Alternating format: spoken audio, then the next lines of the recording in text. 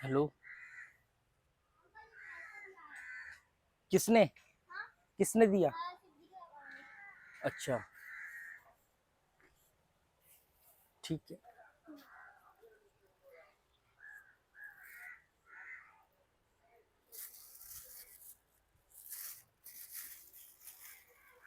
खुशबू तो अच्छी आ रही है। पहल के लिए कुछ खाने को भेजा है। चलो पहल आएगी तभी देखेंगे। नोट ऑन चेरी गो।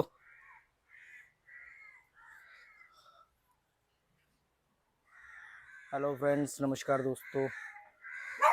तो अब झूले का थोड़ा सा लुफ्त ले ले, जब बैठे हैं लग ही गया है। तो जैसे मैंने अपने पिछले वीडियो में आपको बोला था कि मैं बताऊंगा आपको कि गोवा में रहने के साइड इफेक्ट क्या है, क्योंकि बहुत सारे लोगों को जोश चढ़ा हुआ है गोवा में रहने का कि अरे आपके वीडियो देख करके हमें लगता है हम भी गोवा में रह सकते हैं। दूसरा, मेरी हालत देख करके लगता है कि जब ये रह सकता है तो यार हम भी रह सकते हैं, ये कर सकता है तो हम भी कर सकते हैं, ये भी एक एटीट्यूड आ जाता है। तो मैंने कहा चलो एक वीडियो स्पेशली बना के आप लोगों को बताऊंगा। बात गोवा की नहीं, गोवा जैसी और भी ऐसी जगहों पे ये प्रॉब्लम आएगी, पर मैं स्पेशली गोवा के बारे में बोलने का हक इसलिए रखता हूँ क्योंकि मैं ऑलरेडी 2 सवा 2 साल से गोवा में रह रहा हूँ। तो सबसे पहले ये जान लेते हैं कि आप लोग गोवा में क्यों आना चाहते हो। अगर आप लोगों के मन में इसका जवाब पहले ये आता है कि हम गोवा में इसलिए आना चाहते हैं कि भी गोवा में नेचर है, तो आपका दिमाग आपसे झूठ बोल रहा है और आप ये बात के ऊपर जी रहे हो, तो आप एक नंबर के झूठे हो, पाखंडी हो। गोवा में नेचर नहीं है, गोवा में भी नेचर है और गोवा का नेचर लगातार डिस्टर्ब हो रहा है आउटसाइडर्स की वजह से। ठीक है, पर्सनली तो मैं चाहता हूँ कि कोई आउटसाइडर आए ना, पर ये मेरे चाहने ना चाहने से कुछ नहीं होता है, क्योंकि आए तो फिर ऐसे आए जो जेन्युइनली नेचर प्रेमी हो। आप आओगे यहाँ पे, पेड़ लगा हुआ खाली प्लॉट खरीदोगे, फिर उस पेड़ को कटवाओगे, फिर वहाँ पर एक सीमेंट का बंगला बनाओगे। आज जो गोवा हरा हरा दिख रहा है वो 2 साल के बाद में आपको पूरा गोवा ग्रे कलर का दिखने लग जाएगा। तब क्या करोगे? कंक्रीट के जंगल में रहोगे। रहेगी बात समंदर की, तो समंदर तो फिर बॉम्बे में भी है, मुंबई में भी है। मुंबई में कितने अच्छे अच्छे बीच है, पर क्या बचा है वहाँ पे? पेड़ देखने को नहीं मिलेगा, ग्रे कलर का हो गया मुंबई। तो अब मैं आपको ये कहना चाह रहा हूँ कि गोवा में 4 महीने बारिश होती है minimum. On an average minimum Goa में 4 महीने बारिश होती है। इस 4 महीने के अंदर आप इमेजिन करो कि हर जगह गीला है, सीलन है, कपड़े नहीं सूख पा रहे हैं, घर से बाहर नहीं निकल पा रहे, क्योंकि कई बार 10-10 15-15 दिन तक बारिश कंटिन्यू रहती है, हल्की फुल्की कम ज़्यादा होती रहती है।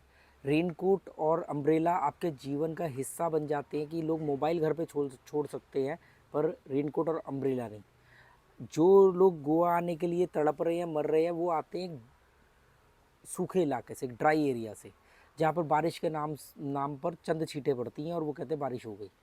ठीक है, तो ये कहना बड़ा आसान है। फिर बारिश है और वो लोग आए हैं ज़्यादा सफोस्टिकेटेड इलाके से, तो उनको 36 तो बीमारियां लग जाएंगी बारिशों की वजह से, जुकाम, खांसी और 10 तरह के, क्योंकि बारिशों में आपको पता कई तरह के कीट पतंगे निकल आते हैं। और अगर आप मेरी तरह गांव के एरिया के अंदर रहते हो तो फिर मेंढकों का घर के अंदर आना, मेंढक के पीछे सांप का आना, ये सब चीज़ें आम बात हो जाती है, तो वो भी आपको ध्यान में रखना पड़ेगा। जो लोग वाटर फ्रंट प्रॉपर्टी लेते हैं, वाटर फ्रंट प्रॉपर्टी का मतलब होता है कि जो बिल्कुल ही नदी के किनारे, जैसे मेरा घर है, इसमें कई बार लेवल इस लेवल तक आ जाता है, पानी का लेवल इस लेवल पर बढ़ जाता है कि पानी घर के अंदर आ जाता है या बरांडे तक पूरा भरा होता है। ठीक है, ये चीज़ हो गई। गोवंश तो का तो एक पार्ट है लाइफ का, वो तो बचपन से देखते आ रहे हैं, उनकी बात अलग है। फिर और अगर आप गोवा में आके इन सब चीज़ों से बचने के लिए आप पोरवरिम, पंजिम, मीरामार जैसी जगहों पर रहते हो, तो फिर आपके लिए गोवा गोवा है ही नहीं ना, फिर काय का गोवा है? फिर तो आप एक फ्लैट लेकर के रह रहे हो और समुंदर के किनारे जाते हो, फिर आप गोवा में रहो या बॉम्बे में रहो, फ़र्क क्या पड़ेगा? तो ये तो एक नुकसान हो गया। दूसरा, गोवा के अंदर आबादी सिर्फ 14 से 15 लाख, 15 से 16 लाख है मैक्सिमम आबादी। जो टूरिस्ट सीज़न होता है 3-4 महीने का, उस सीज़न में आपको ज़्यादातर तो हर जगह पर महंगाई थोड़ी थोड़ी बढ़ जाती है, ये एक दिक्कत का सामना करना पड़ेगा। कुछ चीज़ें हैं जो गोवा में इजीली अवेलेबल नहीं होंगी, जैसे मैंने उदाहरण के तौर पे मेरे स्कूटर का रिम गल गया है, मैंने पंजिम के शोरूम में पता लगा लिया, मैंने मापसा के शोरूम में पता लगा लीजिए, रिम अवेलेबल ही नहीं है जी, मंगवाएंगे, कंपनी में ऑर्डर किया, 15 दिनों को आया ही नहीं जी, क्या करोगे? ऐसी बहुत सारी चीज़ें आएंगी। कोई छोटा शहर है, छोटा स्टेट है, हिंदुस्तान का सबसे छोटा स्टेट है। यहाँ की जो गर्मी है वो गर्मी, जैसे हम तो एसी दिल्ली में भी नहीं यूज़ करते थे, यहाँ की गर्मी ऐसी है कि जिसका टेम्परेचर तो भले ही 35 डिग्री से ऊपर ना जाए, पर उमस और चिपचिपाहट वाली गर्मी है। आपको दिन में 2-2 बार नहाना पड़ेगा, या आप बिना एसी के नहीं रह सकते। जब अगर आप अपनी लाइफ बिना एसी के मतलब एसी के बगैर नहीं रह सकते, एसी वाली लाइफ चुनते हो, तो आपके लिए गोवा में रहना ना रहना एक बराबर है। आपके शरीर से पसीना बहना बहुत ज़रूरी होता है। आपके शरीर के जो सुराख होते हैं, जो पोर होते हैं, वो खुल जाते हैं। बॉडी को हर नेचुरल कंडीशन, हर नेचुरल क्लाइमेट के अंदर रिएक्ट करना पड़ता है। उसका रिएक्ट करना बहुत ज़रूरी होता है। हम क्या करते हैं, गर्मियों में एसी चला करके अपनी बॉडी को उस टेम्परेचर से रिएक्ट होने से रोकते हैं। तो आपके लिए गोवा गोवा नहीं है। आपकी इम्यूनिटी वीक रहेगी, साइकोलॉजिकल आप गोवा में रह सकते हो बस, वो कोई लाइफ नहीं है आपकी। आप बात समझ रहे हो। इसके अलावा जो पीक सीज़न या टूरिस्ट की मैंने बात करी, उस समय आप समझ लो कि ऐसा तक माहौल होता है कि टूरिस्ट इतना शोर मचाते हैं, इतनी बदतमीजियाँ करते हैं, स्पेशली बाहर वाले नॉर्थ इंडियंस जो टूरिस्ट होते हैं, वो मतलब फैमिली के साथ आने के बाद भी ना उनको ऐसा लगता है कि हम गोवा में आए तो हम कुछ भी कर सकते हैं। अगर बाई चांस आपने कोई ऐसा एरिया चुन लिया जिसके आसपास कोई हॉस्टल है, या किसी गोवंस ने अपने घर के अंदर रिजॉर्ट बनाया हुआ, जैसे कि मेरे घर के पीछे रिजॉर्ट बनाया हुआ है, तो जितने नॉर्थ इंडियन आते हैं, स्पेशली नॉर्थ इंडियन, बार बार मैं इसलिए बोल रहा हूँ कि साउथ इंडियन भी यहाँ रह के गए हैं, मतलब जो केरला से हैं, तमिलनाडु से हैं, उनकी लैंग्वेज से मालूम पड़ जाता है। वो लोग इतना ज़्यादा हो हुल्लड़ नहीं करते, उनकी प्रेजेंटेशन, उनकी एक्साइटमेंट का लेवल अलग होता है। जो नॉर्थ इंडियन होते हैं वो यो हनी सिंह के गाने चला रहे हैं, रात भर दारू पी रहे हैं, हो हुल्लड़ मचा रहे हैं, फिर अगले दिन सुबह गाने चला के बैठे हैं, या नदी के किनारे बैठते हैं, पी करके सड़कों पर बियर की बोतलें तोड़ना। अभी गोवा की गवर्नमेंट ने कानून बनाया था ये 3 महीने के लिए, जो पीक सीज़न था, कि आपको सड़कों पे खाना बनाने नहीं देंगे, सड़कों पर ओपनली बियर नहीं पीने देंगे। 1,000 से लेकर 50,000 तक का फ़ाइन रखा। सोचो क्यों रखना पड़ा, क्योंकि ग्रुप में आ रहे हैं, पागल हो रहे हैं, फैमिलियाँ आ रही हैं। फैमिली की बात करो, फैमिली भी अगर ग्रुप में आ रही है ना, तो उनको लगता है कुछ भी, आर्ग्यूमेंट कर रहे हैं गोवन से, ये महंगी है, ये सस्ती है, मतलब। तो इसका जब ये पीक सीज़न में लोकल आबादी से ज़्यादा टूरिस्ट होता है यहाँ पर, वो 3 महीने, मतलब नवंबर दिसंबर जनवरी समझ लो, वो आप जिस भी इलाके में रह रहे हो वहाँ पर आपको भी प्रॉब्लम होगी। उनकी वजह से महंगाई भी बढ़ती है, उनकी वजह से गंदगी भी बढ़ती है, और उनकी वजह से शोर शराबा, गोवा की शांति भी ख़राब होती है। ठीक है। अब आती है बात कि आप लोग गोवा क्यों आना चाहते हो। तो गोवा आप नेचर की वजह से नहीं आना चाहते हो, गोवा आप इसलिए आना चाहते हो कि भी आपने बचपन से गोवा को बॉलीवुड में उसके नाम को सुना, तो आप एक ब्रांडिंग कैश करना चाहते हो, मैं गोवा में रहता हूँ या रहती हूँ। बहुत सारे इंडियंस भी हैं फॉरेनर्स के साथ जो गोवा में रहते हैं, अपना एक एक कमरा लेकर के कोने में रहते हैं, ना गोवंस को उनसे फ़र्क पड़ता है, ना उनको कोई फ़र्क पड़ता है, वो आराम से। ये जो टूरिस्ट हैं, जो 4 दिन के लिए आते हैं, 5 दिन के लिए आते हैं, 3 दिन के लिए आते हैं, तो ये यहाँ पर अपने अंदर के जानवर को जगाते हैं, जो बदतमीजियाँ कर सकते हैं वो करते हैं, और ये बात करते हैं कि इनका बच्चा सभ्य बने। तो ऐसी और भी परेशानियाँ हैं। और रह गई बात, जो लोग प्रॉपर्टी ख़रीदना चाहते हैं, तो प्रॉपर्टी के यहाँ पे बहुत सारे रिस्ट्रिक्शंस हैं। आपको बहुत सारे डिपार्टमेंट से एनओसी लेनी पड़ेगी, फॉरेस्ट डिपार्टमेंट से अलग, पंचायत से अलग, रजिस्ट्री का लॉ अलग है, और फ्रॉड भी यहाँ बहुत सारे होते हैं। तो बहुत सारे झंझट है, बहुत सारी एनओसी हैं। कमर्शियल प्रॉपर्टी आप बिना गोवंस की इन्वॉल्वमेंट के ले नहीं सकते, उसके लाइसेंस सारे गोवंस को ही मिलेंगे, या गोवंस को ही परमिशन मिलती है पार्टनरशिप में। रेजिडेंशियल प्रॉपर्टी भी में भी बहुत फ्रॉड होता है, और बाद में चीज़ें आपको सामने आएंगी। तो सबसे बेस्ट है रेंट पे रहना। और गोवा से भी बहुत बेहतर जगह है, केरला है, कर्नाटका है, हुबली है, कोच्चि है केरला में, और भी बहुत सारी जगह है, पौंडीचेरी है। ये कर क्या है, वहाँ पर फिल्में नहीं बनती ना, वहाँ पर शाहरुख खान ने साइकिल नहीं चलाई ना आलिया भट्ट के साथ, वहाँ पर पंजाबी गानों की शूटिंग नहीं हुई, इसलिए आपको लगता है गोवा गोवा, बचपन से सुनते आ रहे गोवा। गोवा में जो बीच बियर पार्टी है, जो ड्रग्स वाला एरिया जो मूवीज़ में दिखाते हैं, वो बीच के किनारे कुछ शैक्स में, कुछ पार्टी हब में होता है। अब ये एक रेजिडेंशियल एरिया है, यहाँ पर ये एक रिजॉर्ट बना हुआ है। रिजॉर्ट भी क्या है, गोवंस ने अपने घर के पीछे वाले हिस्से में 3 कमरे बना के किसी ने ले लिए जगह किराए पे, वो भी नॉर्थ इंडियन है, उसको कोई मतलब नहीं, उसको सिर्फ पैसा चाहिए, रोकड़ा आना चाहिए, उसने घर किराए पे बना करके लोगों को दे देता है, और वो लोग आके यहाँ रहते हैं, और वो शोर मचाओ कुछ भी करो, उसे कोई फ़र्क नहीं पड़ता। नेचर की बात करने वाले आके यहाँ पे ज़मीन खरीदते हैं, पेड़ कटवाएंगे, फिर उस पर आर्टिफिशियल डेकोरेशन करेंगे, और बात करते हैं नेचर की। हम यहाँ आए तो हम भी यहाँ पे कुछ कर सकते थे कि ये गार्डन है, इसको ऐसे बनाएंगे, वैसे बनाएंगे, यहाँ पे ये फूल उगाएंगे, ये पत्ता काटेंगे, वो ऐसे करेंगे। नेचर का मतलब है नेचुरल। अब ये नेचुरल पत्ते बड़े हो रहे हैं, होने दो ना। मुझे क्या यहाँ पे डिज़ाइनिंग करवानी है, मुझे यहाँ पे फिल्म शूटिंग करवानी है कि मैं इनके पत्तों को काट के आर्टिफिशियल लुक दे दूँ। आप किसी मंत्री के घर में जाना, लुटियन जोन में दिल्ली में देखना, मुझे एक दो बार मौका मिला है और कई बार मैंने बाहर से देखा, एक एक पत्ता ऐसे जैसे कि मतलब शाहरुख खान के बाल नहीं एकदम बराबर कटे होते रोज़, क्योंकि उनका तो पेशा है।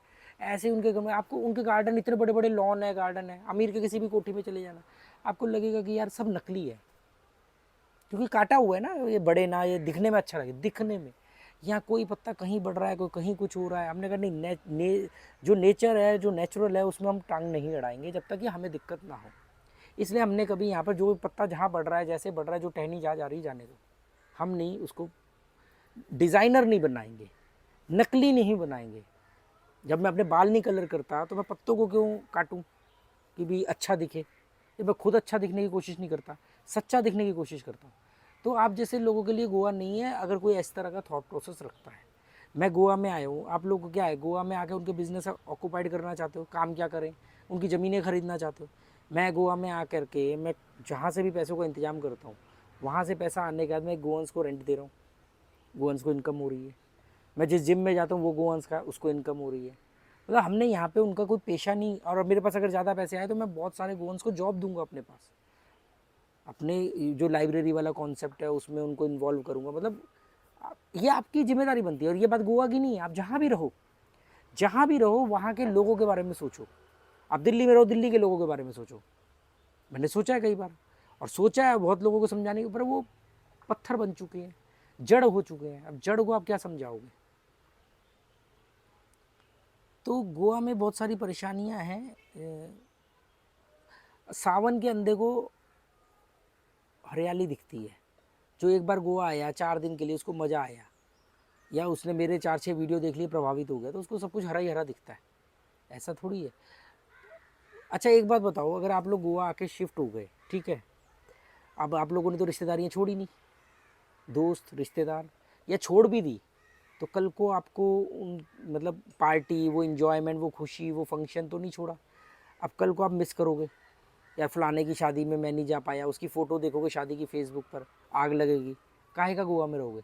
अगर आप गोवा में रह के अपनी पिछली ज़िंदगी को याद कर रहे हो, या मिस कर रहे हो, या उसके बारे में किसी भी तरीके से सोच रहे हो, तो आप काहे का गोवा में रह रहे हो?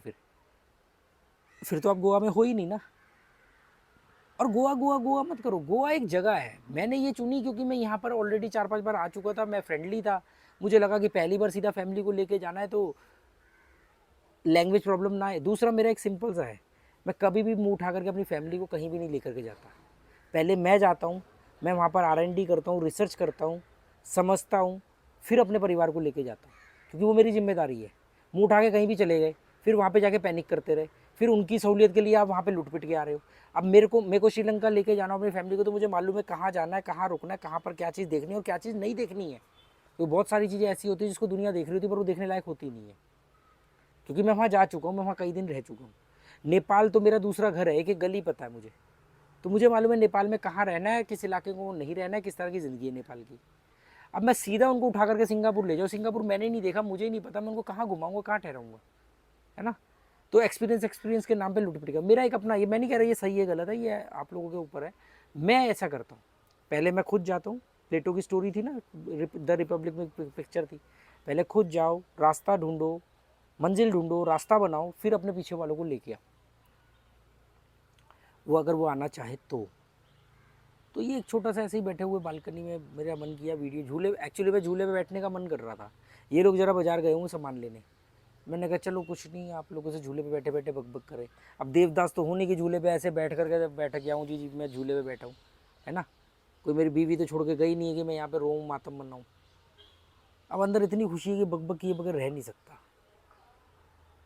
ऐ सागर की लहरों, हम भी आते हैं ठहरो।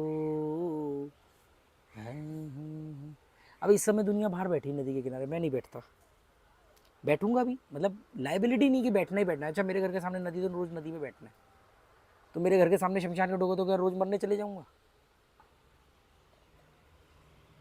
ठीक है, शमशान घाट है, एक ही बार जाऊंगा।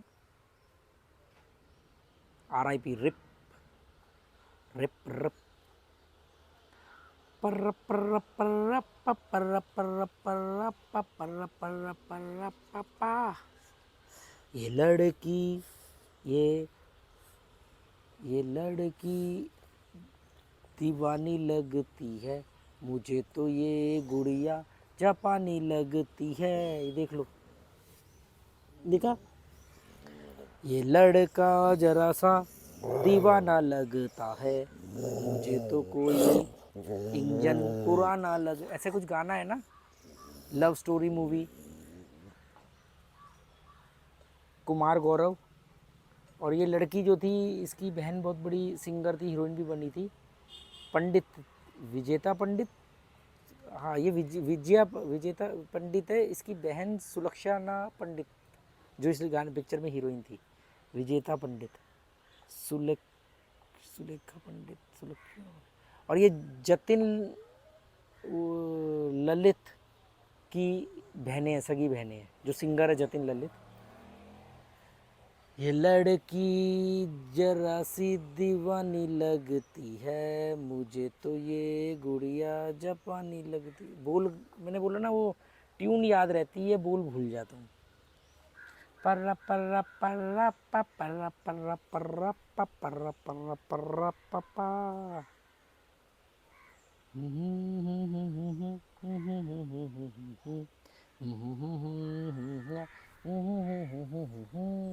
लड़की जरा सी दीवानी लगती है, मुझे तो ये गुड़िया जापानी लगती है तो मज़ा भाई सब झूलेगा।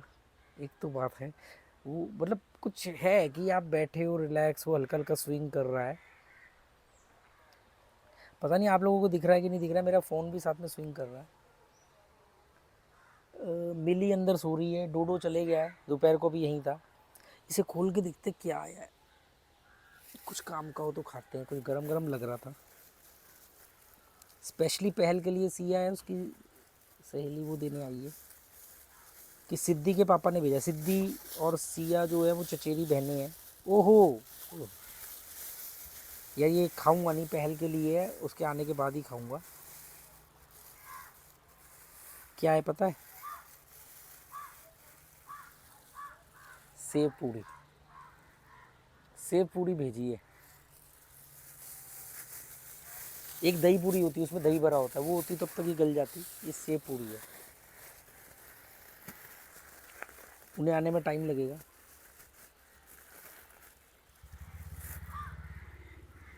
चलो दोस्तों, okay, good bye, sweet dream, शब्बा खैर, गोवा मत आना।